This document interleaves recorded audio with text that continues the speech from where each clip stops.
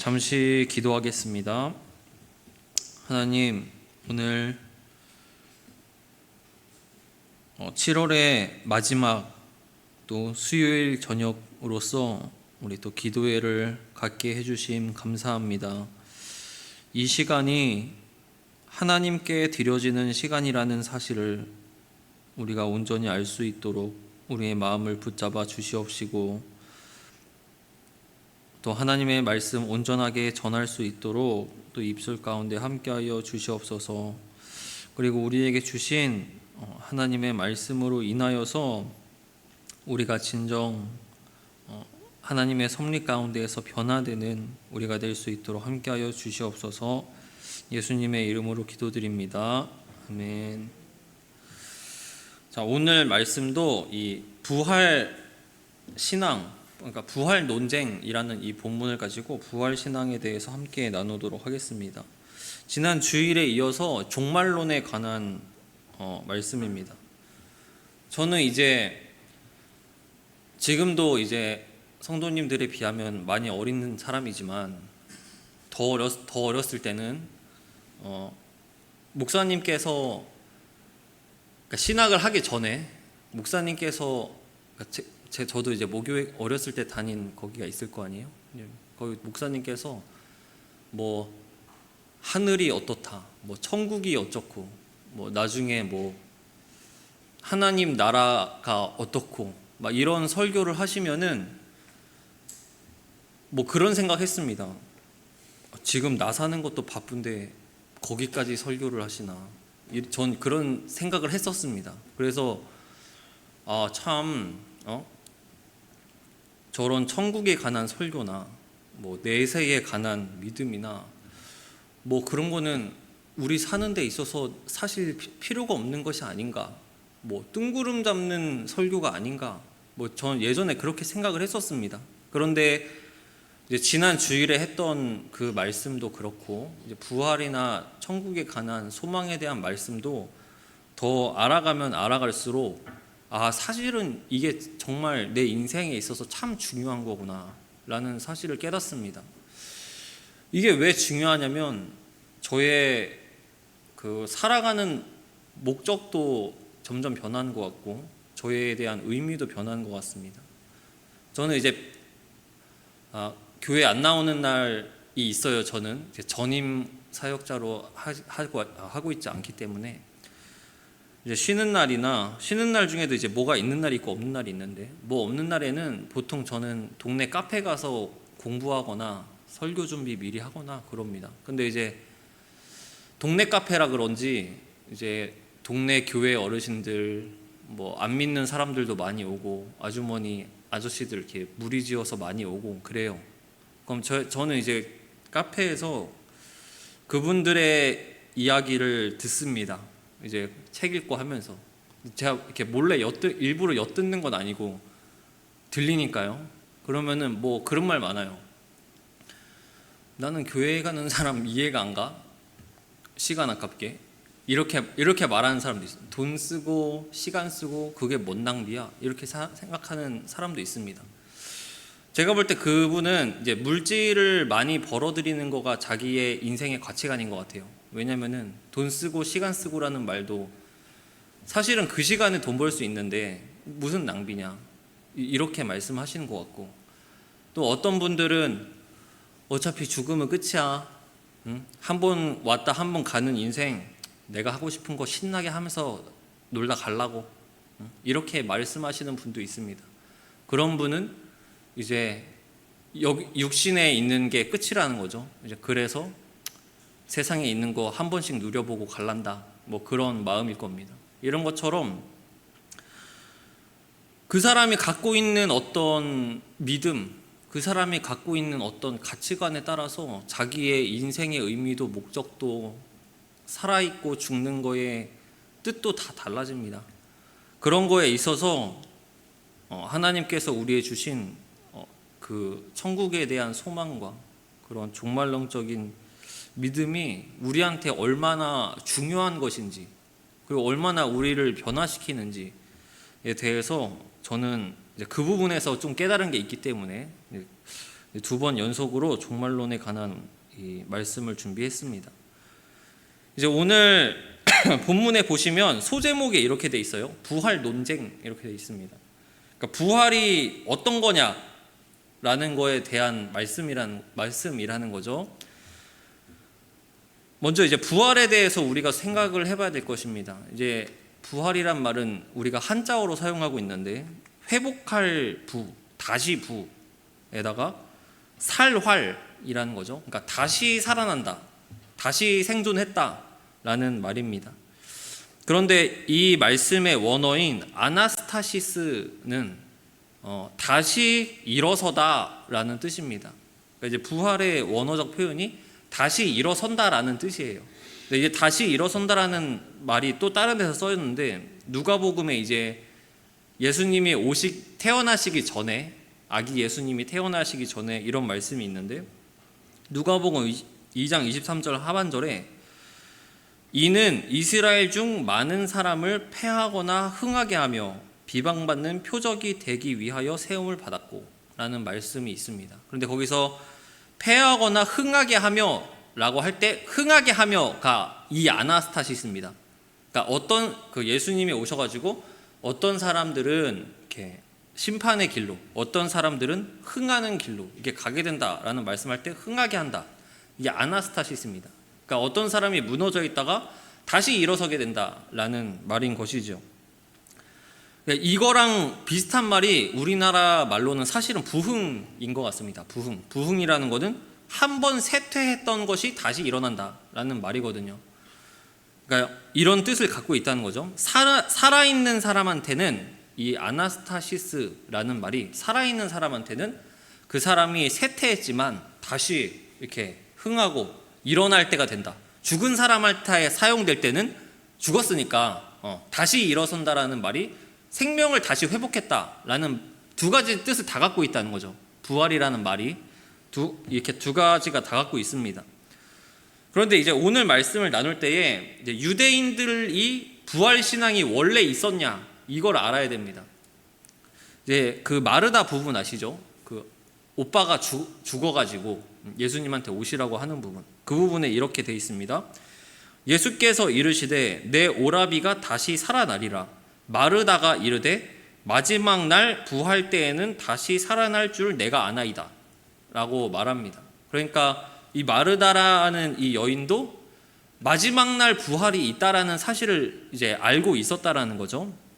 그리고 베드로가 공회에 섰을 때 이런 말씀이 있습니다. 사도행전에 예수 안에 죽은 자의 부활이 있다고 백성을 가르치고 전함을 싫어하여, 이래서 이제 공회로 불려갔다는 거죠. 백성 앞에서 베드로와 사도들이 예수 안에 죽은 자의 부활이 있다 이렇게 전했다라는 거예요. 그래서 공회에 가게 됩니다. 그리고 이 말씀은 찾아봤으면 좋겠는데 사도행전 23장 6절 잠깐 우리 성경 말씀 펼쳐보시기 바랍니다. 이거 표시해 주세요. 다시 돌아와야 되니까. 사도행전 23장 6절입니다. 사도행전 23장 6절입니다.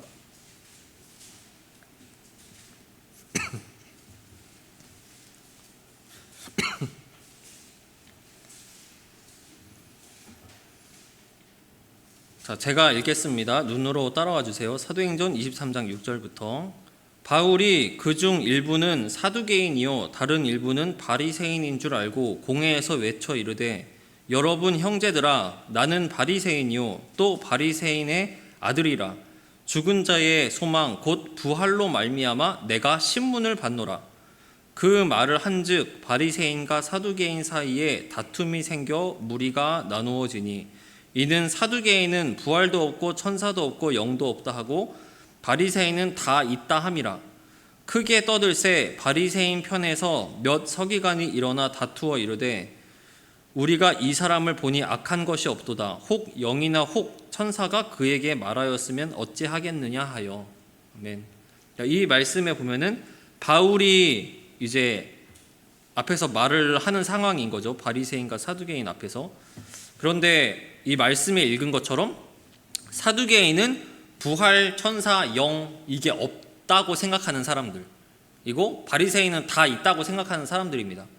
근데 바리새인들은 다 있다고 생각하는데 바울이 나는 영도 있고 부활도 있고 천사도 있다고 생각하는 바리새인이고 또 바리새인의 아들인데 지금 부활 신앙을 내가 갖고 있어가지고 그 부활 신앙 갖고 있는 것 때문에 내가 지금 신문 받는 거다 이렇게 말하니까 지금 상황이 사두개인이랑 바리새인이 있는 상황에서 바리새인들이 갑자기 막 바울 편을 막 들어주는 그 상황인 겁니다. 우리 방금 읽으셨듯이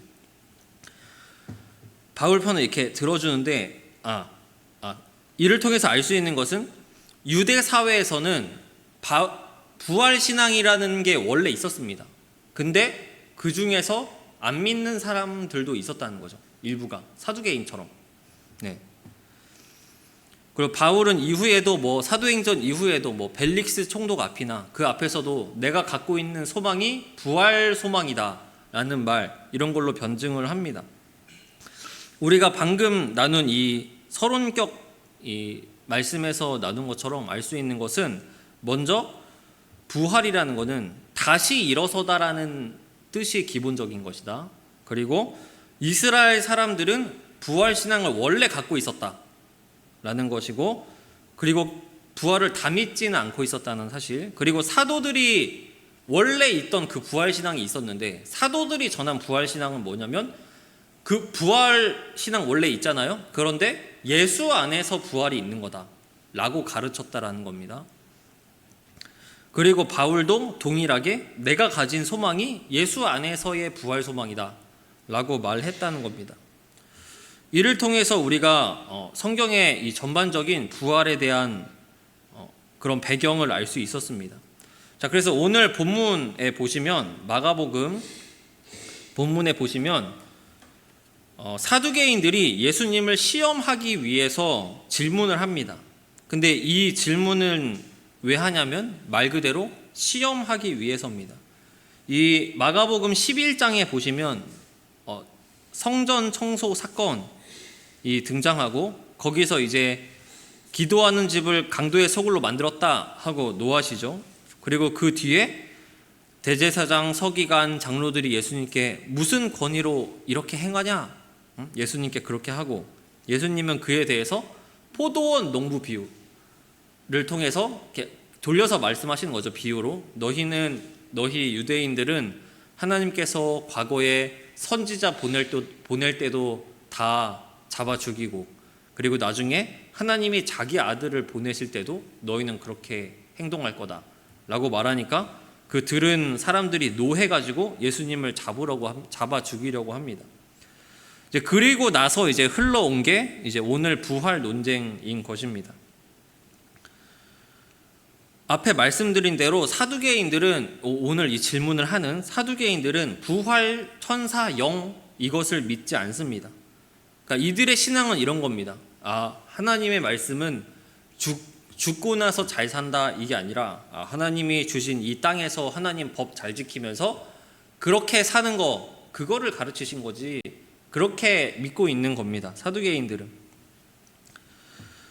그래서 오늘 질문하는데 12장 19절에 보시면 선생이여 모세가 우리에게 써주기를 어떤 사람의 형이 자식이 없이 아내를 두고 죽으면 그 동생이 그 아내를 취하여 형을 위하여 상속자를 세울지니라 하였나이다 라고 말씀을 합니다. 근데 이 말씀은 이제 신명기 25장에 이게 똑같이 나와 있습니다.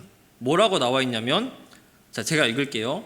형제들이 함께 사는데 그중 하나가 죽고 아들이 없거든 죽은 자의 아내는 나가서 타인에게 시집가지 말 것이요 그의 남편의 형제가 그에게로 돌아가서 그를 맞이하여 아내로 삼아 그의 남편의 형제된 의무를 그에게 행할 것이요 그 여인이 낳은 첫 아들이 죽은 형제의 이름을 잊게 하여 그 이름이 이스라엘 중에서 끊어지지 않게 할 것이니라. 아멘.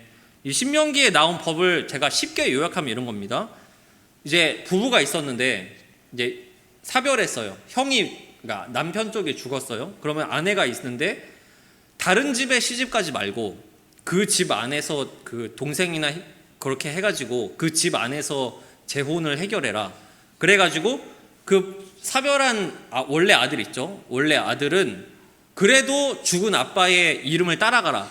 왜냐하면 그 이름이 영원히 없어지는 거는 안 되기 때문에. 이 말씀이 그러니까 왜 이렇게 법을 정했냐면, 먼저 이스라엘에는 지파라는 게 있잖아요. 그렇죠? 그러니까 지파가 유지돼야 되고, 지파의 인구가 이렇게 유지되는 게 목적이고, 그리고 이스라엘 여자가 타 민족에 이렇게 유출되면 안 되잖아요. 그렇죠? 민족을 고려해서. 그러니까 그거를 막기 위한 것도 있고, 그리고 홀로 남은 여인을 보살피는 목적에서, 그 가정 내에서 책임지라는 거죠. 너네 형이랑 결혼했었던 여인이니까 그 안에서 책임지는 게 당연히 도덕적으로 맞는 거지. 이런 논리인 겁니다. 그러니까 이 세 가지, 지파의 보존, 민족의 보존, 그 가족의 보존, 그거를 위해서 이렇게 법을 정한 겁니다. 그런데 이 법을 가지고 재밌는 질문을 합니다. 그러면 형제가 이렇게 칠형제가 있으면 사별 이렇게 하면은 나중에 죽고 나서 다 부활했을 때, 그럼 그 7 남자 중에 그 여인은 누구 아낸 겁니까? 그러니까 이렇게 재밌는 질문을 하는 거죠. 그런데 오늘 질문의 요점은 이제 처음 우리가 읽은 대로 진짜 궁금해서 물어본 게 아닙니다. 그러니까 책 잡으려고, 그렇죠? 잡으려고 책 잡기 위해서 질문을 한 겁니다. 그러니까 예수님께서는 이렇게 또 지혜롭게 대답을 하십니다. 어떻게 대답하시냐면 24절에 너희가 성경도 하나님의 능력도 알지 못함으로 오해한 것이 아니냐라고 말을 합니다. 그러니까 너희가 지금 부활에 대해서, 죽은 자에 대해서 뭔가 오해가 있다. 그래서 그렇게 생각하고 그 질문이 나오는 거야. 오해를 안 하고 있으면은 그 생각과 그 질문이 나올 수 없다는 거죠. 그러니까 완전 잘못 알고 있기 때문에 그렇게 질문하고 있다는 겁니다. 그러니까 어디에 대해서? 하나님의 능력에 대해서 알지 못하기 때문에 오해를 하고 있다는 겁니다. 능력과 관련하여서. 신약 성경에서도 부활에 대해 직접 말씀하는 부분이 있습니다. 자, 고린도전서 15장 35절에 누가 묻기를 죽은 자들이 어떻게 다시 살아나며 어떤 몸으로 다시 오느냐 하리니. 그러니까 우리랑 같은 질문이죠. 죽은 사람이 어떻게 다시 살아나요? 어떤 몸으로 다시 와요? 라고 질문을 한다라는 말씀이 고린도전서에도 똑같이 써 있습니다. 우리가 갖고 있는 질문이랑 똑같죠. 이러한 질문은, 그러니까 말하자면 과거에도 있었다는 거고, 지금도 있다는 거고, 앞으로도 있을 거라는 겁니다. 이 질문이 대체 그게 말이 되냐? 그럼 어떻게 되는 건데? 그럼 어떤 모습인 건데? 라는 질문 말입니다. 그런데 예수님께서는 이 성경 말씀을 통하여서 이에 대해서 딱 이런 거야 라고 말씀하지 않으시고 이렇게 말합니다. 천국은 마치 겨자씨 한 알 같은 거야. 천국은 마치 밭에 감추인 보화 같은 거야. 천국은 마치 등을 들고 신랑을 맞으러 간 열처녀 같은 거야 라는 식으로 비유로 말씀하십니다. 왜 비유로 말씀하십니까? 왜 뭐뭐와 같은 거야, 그러니까 보화와 같은 거야, 이런 거죠. 뭐뭐처럼, 뭐뭐 같은 거라고 말씀을 하십니다. 왜 비유로 말씀하시냐면, 제가 이제 새벽 시간인가 이제 똑같은 이 예시를 든 적이 있는데, 눈이 안 보이는 사람이 있는데 그 사람한테 하얀색이 뭔지 설명해 보세요. 그렇죠? 이게 참 힘든 일이죠. 뭐 우리는 이런 식으로 말할 거예요. 내가 볼 때 하얀색은, 그러니까 눈이 안 보이는 사람한테 하얀색을 설명할 때, 내가 볼 때 하얀색은 색깔 중에 제일 깨끗한 색깔인 것 같아. 뭐 이런 식으로 한다거나, 하얀색? 동치미 국물 마실 때 생각나는 색깔. 뭐 이런 식으로 말을 하겠죠. 뭐 그런 식으로 설명을 할 겁니다. 그러니까 눈으로 볼 수 없다는 거를 고려해서 다른 걸로 말하겠죠. 다른 걸로 흰색이라는 걸 표현할 겁니다. 그런데 중요한 거는 우리는 단 한 번도 죽어본 사람이 없다는 겁니다. 그리고 단 한 번도 천국을 두 눈으로 봐본 사람이 없다는 겁니다. 그래서 예수님께서는, 근데 예수님은 아시죠, 그걸. 그러니까 비유라는 건 뭐냐? 눈에 안 보이는 거를 눈에 보이는 걸로 설명하는 거 라는 게 이 비유라는 겁니다. 그래서 예수님께서는 마치 뭐뭐 같다라고 말씀합니다. 그리고 고린도전서 15장 36절 이하에 이 부활의 육신에 대한 이 어떤 비유가 또 있는데 제가 읽겠습니다. 어리석은 자여, 내 뿌리는 씨가 죽지 않으면 살아나지 못하겠고 또 내 뿌리는 것은 장래의 형체를 뿌리는 것이 아니요 다만 밀이나 다른 것의 알맹이 뿐이로되. 아멘. 이렇게 말씀합니다. 이 말씀을 이런 겁니다. 씨에 대해 말하는데 씨가 죽으면 그 다음 게 나오는 거다 라고 설명하고, 그런데 너가 뿌리는 거는 그 완성품을 뿌리는 게 아니라 씨를 뿌리는 거잖아. 이거랑 똑같아 라고 말하는 겁니다. 제가 이제 제 교육과정에는 전 초등학교인데 제 교육과정에는 과학책이 있고 실험 관찰 책이 이렇게 두 개가 있었어요. 과학 시간에. 이제 실험 관찰 책에서는 뭐 하는 거냐면, 그러니까 과학 시간에 이걸 배웁니다. 뭐 씨는 뭐 발화 과정을 거쳐가지고 뭐 씨가 꽃 안에 뭐 씨방 거기 안에 들어있다가 꽃이 펼 때 이렇게 나온다 뭐 이런 식으로 배우거나. 근데 이제 실험 관찰 책에서는 그 배운 거를 하는 거예요, 진짜로. 근데 이제 실험 관찰 이제 방학 숙제였는데, 방학 숙제가 뭐냐면 화분에다가 식물을 키우는 게 숙제였습니다. 근데 저는 그때 이제 저희 집이 좀 이렇게 외지여가지고 저는 호박 키웠었는데 친구들은 뭐 장미 키우고 이렇게 이쁜 거 키우더라고요. 근데 저는 이제 호박씨 해가지고 호박 키우고 그랬었는데, 제가 예를 들어 뭐 장미꽃 씨앗을 샀다고 이게 장미꽃 씨앗 봉투라고 생각해봐요. 제가 챙겨오질 못했어요. 그러면은 여기에 뭐가 그려져 있을까요? 그 장미꽃이 그려져 있겠죠. 제가 딱 식물원에 가가지고 장미꽃 씨 주세요 해가지고 샀어요. 그럼 여기 당연히 장미꽃이 이 비닐 봉투 안에 장미꽃이 그려져 있겠죠. 그래서 그 어린 마음에 딱 폈습니다. 근데 안에 뭐가 들어있었을까요? 이쁜 장미꽃이 들어있었을까요? 그렇죠. 그냥 까만 씨가 들어있었겠죠. 그러면은 저는 어떻게 된 거죠? 사기당한 건가요? 그 사장님이 저를 속인 건가요? 이쁜 장미를 팔았어야 되는데 다 탄 것 같은 검은 씨앗을 팔았으니까 사기당한 건 아니겠죠, 당연히. 뭐냐면 이 말씀에서 말하는 바는 그겁니다. 너희가 지금 땅에 씨를 뿌리고 있는 거, 너희가 지금 행하고 있는 게 장미꽃으로 살아가는 게 아니라 씨로 살아가고 있다는 겁니다. 오늘 말씀에서도 그런 겁니다. 육신이 마찬가지라는 겁니다. 육신이 죽지 않으면 그 뒤에 게 살아날 수 없다라고 말씀을 하고 있는 것입니다.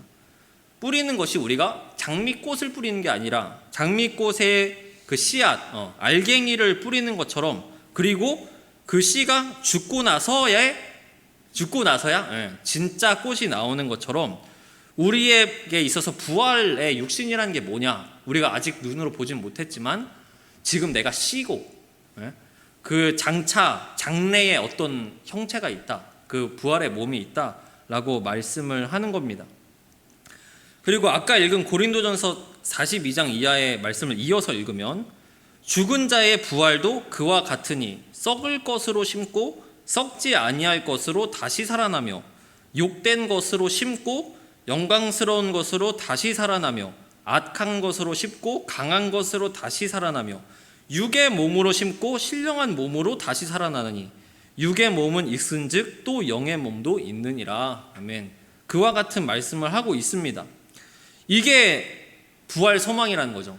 지금 우리가 나약한 육신, 병들고 희노애락 뭐 이런 말 하죠. 그 모든 걸 다 갖고 있는 육신 가운데 있지만 우리한테 지금은 약한 몸이지만 나중에 강한 몸이 있다.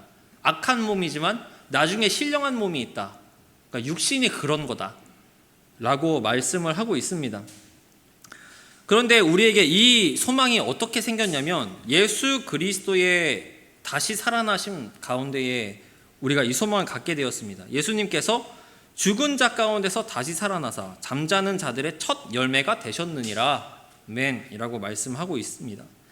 즉 우리를 위하여 부활하셨다라고 합니다. 그러니까 부활을 하셨는데 우리를 위하여 하셨다라고 말씀하시는 것은, 예수님께서 부활하셨다는 것은 무엇입니까? 죽음을 이기셨다라는 것입니다. 그 죽음을 이기셨는데 우리를 위하여서 죽음을 이기셨다라는 것입니다. 우리에게 영원한 생명을 주시기 위하여서 예수님께서 이와 같이 행했습니다. 그러니까 우리는 예수님의 부활을 통해서 우리에게도 영원한 생명이 있는 부활을 주시게 된 것이다 라는 말씀입니다. 그리고 오늘 말씀에서 또 다른 어떤 대답이 있습니다. 예수님의 두 번째 대답이 있는데, 첫 번째는 이제 너네가 한 게 오해였다는 거죠. 부활의 육신은 그런 게 아니라는 거죠. 두 번째는 사람이 죽은 자, 25절에 사람이 죽은 자 가운데서 살아날 때에는 장가도 아닌 가고 시집도 아닌 가고 하늘에 있는 천사들과 같으니라 라고 말씀합니다. 이제 부활한 자의 삶은 이 땅에서의 삶이랑 똑같지 않다라고 말씀합니다. 결혼할 필요가 없고 천사들과 같이 된다라고 말씀하는데, 이 말씀에서 천사들과 같으니라 라는 부분에 어떤 오해가 있을 수 있는데, 영어 번역으로 하면은 like입니다. like angel. 그러니까 우리말로 하면, 그러니까 이런 경우에 like는 뭐뭐처럼이거든요. 그러니까 마치 천사처럼 되는 거다. 그러니까 우리의 이 존재 방식이 지금이랑 틀리다는 거죠. 어떤 천사와 같은 어떤 존재 방식으로 그렇게 변한다라고 말씀합니다. 이 말씀은 전절과 전에 있던 그 말씀과 연결되어서 부활, 천사, 영을 믿지 않은 그런 사두개인들에게 가르치시는 말씀입니다. 그리고 26절에서부터 보시면은 이제 출애굽기 말씀이 나오는데요. 이제 사두개인들이 모세의 기록을 통해서 예수님께 질문을 합니다. 그리고 예수님도 동일하게 모세의 기록을 통해서 대답을 하십니다. 출애굽기 3장 6절에 보시면, 또 이르시되 나는 내 조상의 하나님이니 아브라함의 하나님, 이삭의 하나님, 야곱의 하나님이라. 모세가 하나님 배우기를 두려워하여 얼굴을 가리매, 이 말씀을 인용하신 것인데요. 출애굽기의 상황, 출애굽기 노예에 있던 상황, 이스라엘들이 그 상황에서 이제 이스라엘 백성들에게 하나님은 잊혀진 존재입니다. 그러니까 시간이 오래 지났잖아요. 창세기에 이제 애굽으로 들어와서 출애굽기가 시작할 때 아시겠지만 이제 요셉을 모르는 왕이 등장했어요. 파라오 중에 요셉을 모르는 파라오가 후대에 등장하고 이스라엘 사람들이 이제 고난을 겪게 됩니다. 그러니까 그 많은 세월 동안 하나님에 대해서 많이 잊혀졌습니다. 이스라엘 백성들 사이에서. 그런데 이제 그때 말하는 것이죠. 찾아가가지고 하나님께서 너희 조상의 하나님이셨다. 아브라함의 하나님이셨고 이삭의 하나님이었고 야곱의 하나님이었다 라고 말하는 게 아니라 지금 그들의 하나님이다 라고 말을 하고 있습니다. 너희가 알고 있는 그 너희 조상들의 하나님 있지, 너희가 다 잊어버렸겠지만 아브라함의 하나님이었어, 이삭의 하나님이었어, 야곱의 하나님이었어 라고 말하지 않고 지금 그들의 하나님이다 라고 현재형으로 말을 하고 있습니다.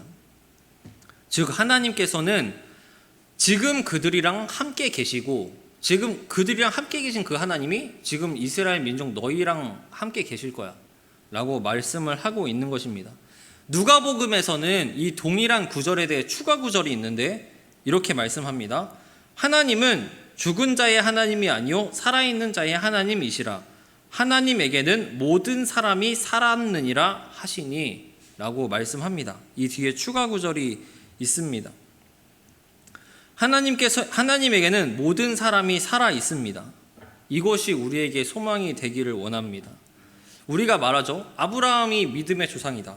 누가 우리의 믿음의 선배다 라고 말할 때에 옛날에 하나님께서 그분의 하나님이셨지, 그래 하나님께서는 그런 분이야 라는 것이 아니라 예전에 있었던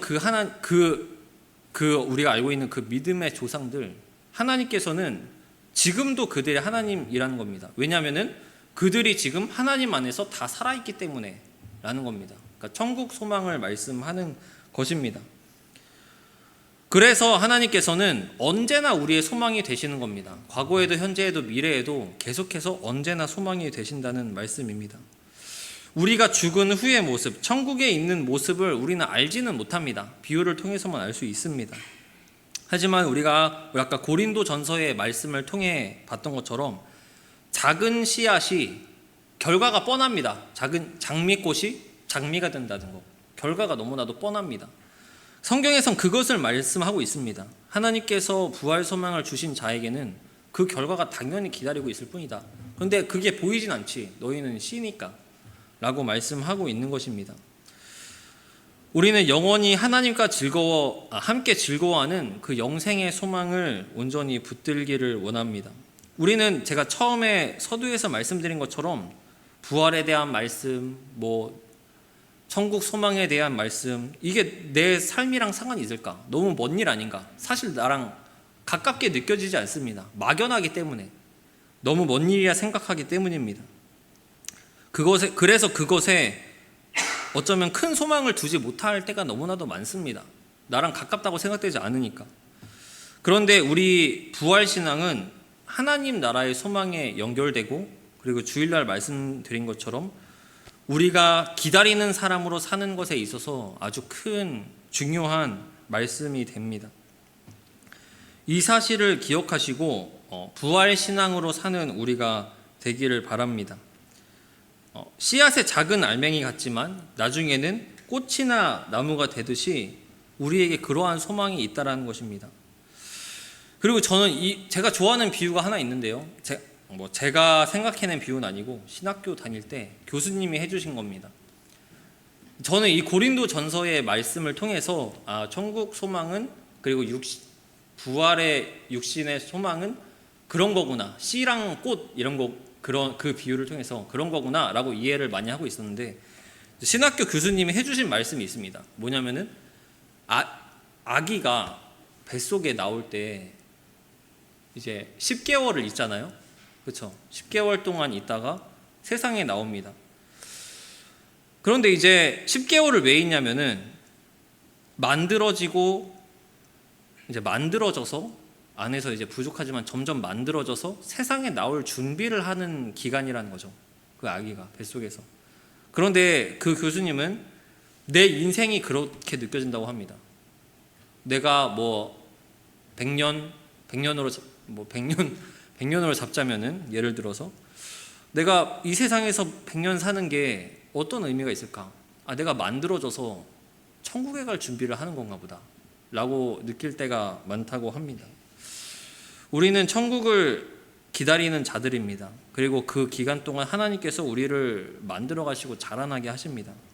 우리 이러한 영원히 하나님을 대면하여 바라보고 교제하는 그 하나님 나라의 부활의 소망을 굳게 잡아가시는, 그리고 그 소망의 힘이 우리가 살아갈 힘이 되는 우리가 되기를 바랍니다.